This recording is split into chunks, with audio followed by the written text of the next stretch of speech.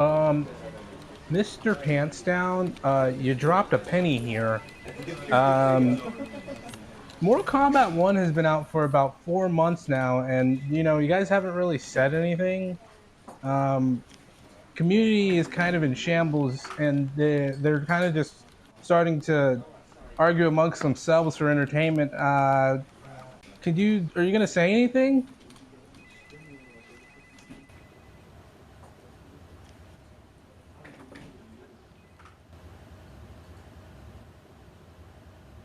What? No, Mortal Kombat 1 was supposed to release this year, September 2024. What? Mr. Pants Down, September of last year, 2023. The game is out. They've released it. It's lacking a lot of features, and there's not really much going on. Not really much to say about the game. I don't know what else to say. Mortal Kombat 1 was supposed to release September 2024. This year. Posted something? What the? What do I do? What am I supposed to do? Fuck! Oh! I was just gonna wait until the Super Bowl, I was just trying to watch the Chiefs game, man. But they fucking released it? They released it? No, you're fucking go. Oh my god.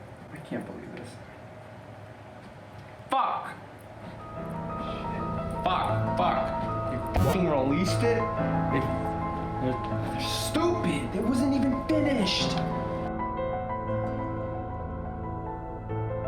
You probably should go say something to the community about the game. How are they doing, the community?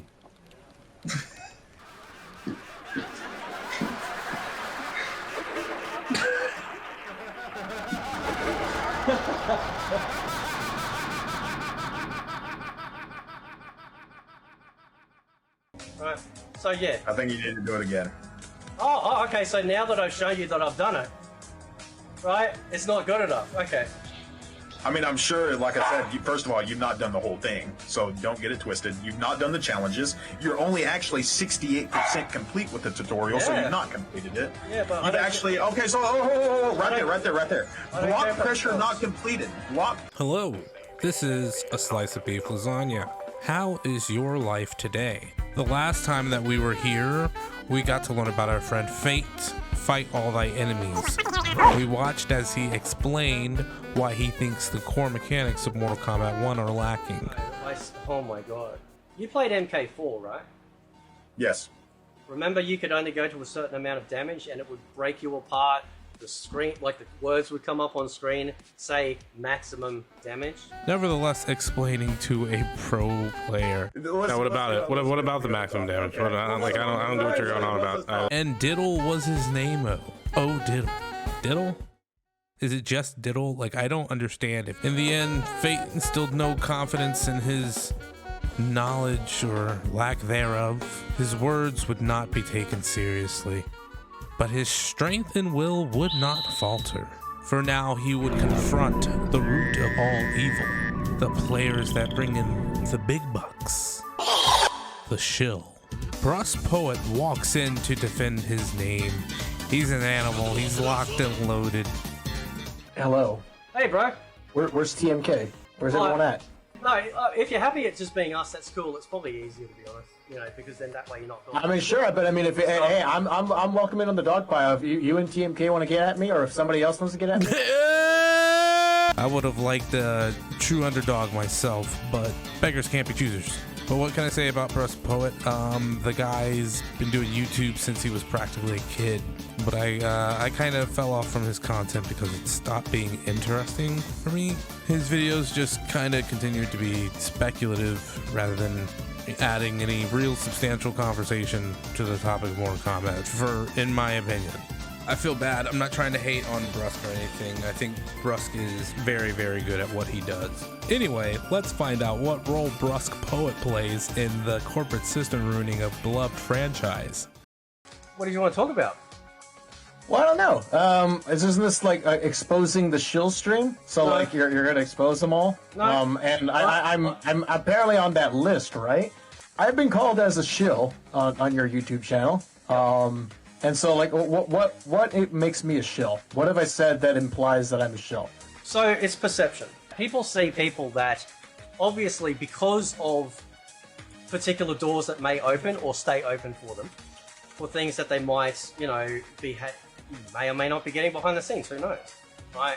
They are willing to not address certain things or be too outspoken about certain things. What makes BruskPoet a shill? First off, let me say I don't really like the idea that people are shills in particular, just because I don't think it's fair to say somebody is a shill unless you know for sure. What makes you a shill, though?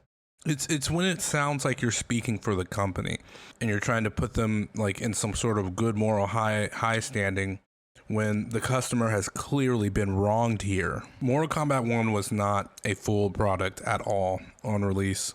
BruskPoet said something about WB or something like that is in a bad spot financially, so we have to be okay with paying for these skins or something like that. I should probably get the exact quote, but it was something along those lines. I'm not saying you're dishonest, and I'm not saying you haven't earned where you got. Seriously, it's like sincerely. Honestly. Okay, because that sounds a lot different than what you've been saying the past, like, I don't know, like 5 million YouTube videos you made about me. Because it's always about, like, oh, the shills, man, the shills. You said that there's a lot of things that I will not call out, or things that I have backtracked on, and you brought up the Tanya situation. Yeah. Do you remember what I said? I'll read you the tweet so you can have an actual understanding of what I said. Don't let Twitter gaslight you into thinking you're racist for not liking Tanya's new design. Not liking her new design has nothing to do with her race unless someone is saying so, which I have seen, and that's wrong. White people stop virtue signaling challenge. I like to be a little bit spicy there. Then the tweet that you say that I backtracked on is saying, I'd like to see those outraged bait YouTubers make new videos and use this image of Tanya instead of that same image of her yelling and being angry. Let's see how they'll justify her calling ugly or the Mortal Kombat females ugly now. Otherwise, they can't. I was not talking about her looks in my original tweet. I think that's a fair distinction for BruskPoet to make. You can say I don't like how they designed Tanya while also saying I don't think there's anything wrong with her face. But first things first, we stand Tanya over here. I don't care. I don't want to go on too much of a tangent, but I think a lot of people are tripping with this ESG. I'm not saying that doesn't exist. I see it, sure. They're making ugly women. You know, I think there's plenty of room for both kinds of games in the market. I think it's okay if a developer decides to create characters, and in this case specifically female characters, right? You don't have to have pretty female characters in the game for it to be good. And at the same time, we have games like Stellar Blade and Helldivers, and I think those games are clearly a display of developers that have, you know, design philosophies that are opposed to things like ugly women in video games or forced diversity in general. Forced diversity, I believe, does have some positive. It just can't get to the point of demonizing cis hetero white men or being prude about women's innate beauty. All that being said, when Tanya was shown and everyone was freaking out, I never felt like Tanya was actually part of the conversation of ugly women in video games. I mean, I'm just going to say it. No one else will say it. You guys really just picked on Tanya because she's black. BruskPoet makes a great point by showing different images of Tanya in game. The thing about Tanya being black is that she's like unapologetically black now.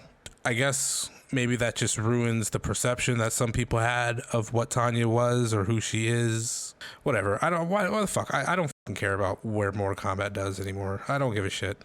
But when I first saw Tanya, I always felt like she kind of looked like Regina King as far as like her face structure and everything. The hairstyle was immediately reminiscent of something like African clay braids. They gave her kind of more of a primitive look with the braids. I don't know. I like Tanya's design. No, I didn't backtrack on anything. I was talking about a completely different thing. Is it so you got that totally wrong. Well, isn't the face and design one of the same? No. Why not? No, people were calling her ugly. If you were to think that, then, well, okay, whatever. But that's not what I was talking about. I was talking about her design, the hair, the clothes that she wears and all that. I wasn't talking about how ugly she was. But your second tweet comes after all the people that are talking about how, yet again, NetherRealm has seemingly this issue with making women attractive. But she doesn't. Okay, well, it's a little bit weird that I don't know if we really want to get in the territory of calling these women ugly. It seems that there seems to be a very protected class of people that are at the top that seem to sometimes maybe not address things as they should. I believe that that is a very fair point. Fate is very good at articulating what the argument is, but he never brings up good points to kind of really back it up. So here's what Fate is talking about. Mortal Kombat is probably the only game that I really know that has this shill problem. You know, it's probably something that happens in other fandoms too, but I'm not sure. Let me know in the comments. The shill problem, the implication that NRS and WB are paying out or giving benefits like exclusive press to YouTubers that speak positively about their games. This creates an issue where those same YouTubers then have a vested interest in saying only good things about the games. There are plenty of creators like Angry Joe or Actman that remain relatively neutral from company influence, but there seems to be a surplus of creators that mainly cover Mortal Kombat, and they sparsely call out NRS or WB for their atrocious business practices. Do you actually have any sort of special favors that you get? I mean, there will be times where I do get them, yes. Okay, so for example, but I don't like right now. I don't have like an early build of the next DLC pack now. No, that's fine. Yeah. But how did you get a beta code? They sent me one. Okay, so you didn't even have to apply. I did apply, but they sent me one. Okay. Well, yeah, but I'm just saying, like, oh yeah, you got special privileges from with the beta code. Yeah, I did. That doesn't mean I'm a shill. Because there's plenty of other small YouTubers and small streamers that I know that have like 50 viewers and shit, like basically nothing, that got a code. Okay, well I didn't. Are you gonna call them a shill, like those fucking nobodies? No. What? He need to color his cock. What does that mean? What the fuck are you talking about? So you responded, and you said crossplay coming, but it should have been there. Yeah, it should have been there. Yep. So that's a massive issue for a lot of people, right? So it is, and I understand that, and I'm glad it's coming. I would rather it be coming soon than have it not be there at all. Do you want crossplay to be there in Mortal Kombat 1, like soon? In general, absolutely. I'd rather this game not be out right now.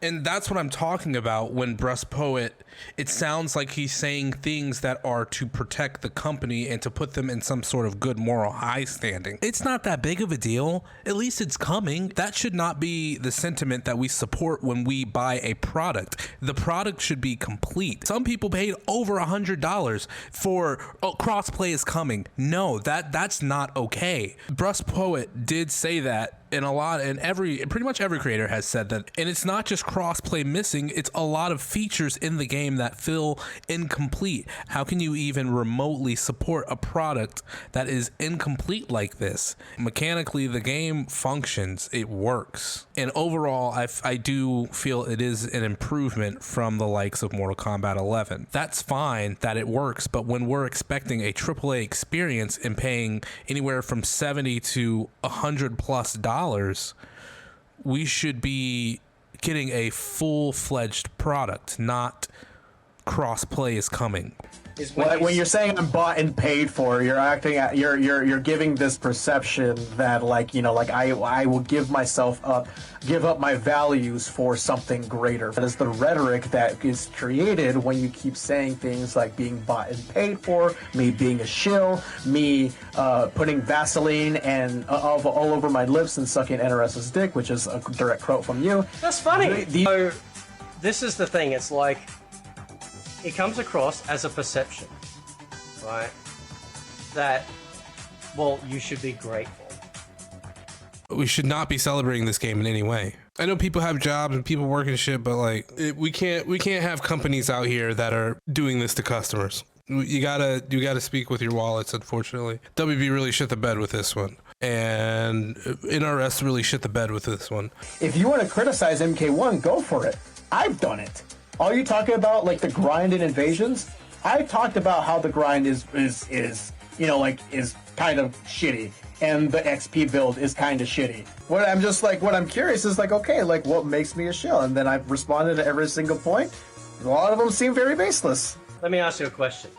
Have you had anyone at Warner Brothers, NRS, anyone in the particular high echelon of everyone kind of at your level in terms of like influence, ever had discussions or say to you, you can kind of talk about this but not that, or maybe don't lean on this or do that? Because you're second. So when you get flown out to see the...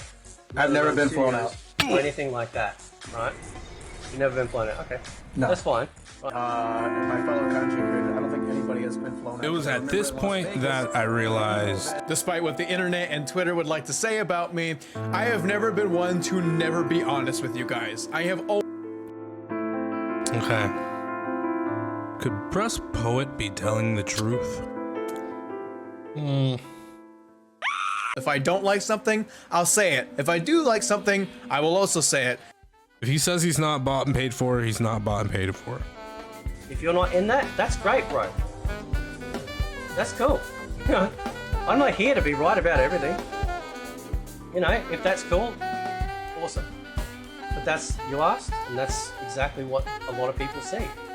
That wraps up the discussion between Brusk and Fate. Thank you for watching. Thank you to Progressive Overload for letting me use their music. If you enjoyed the video, go ahead and give a like and maybe consider subscribing. If you like observing the absurdity that is essentially a bunch of grown men arguing about a video game as much as I do, you can watch more of the stream over on Fate's channel.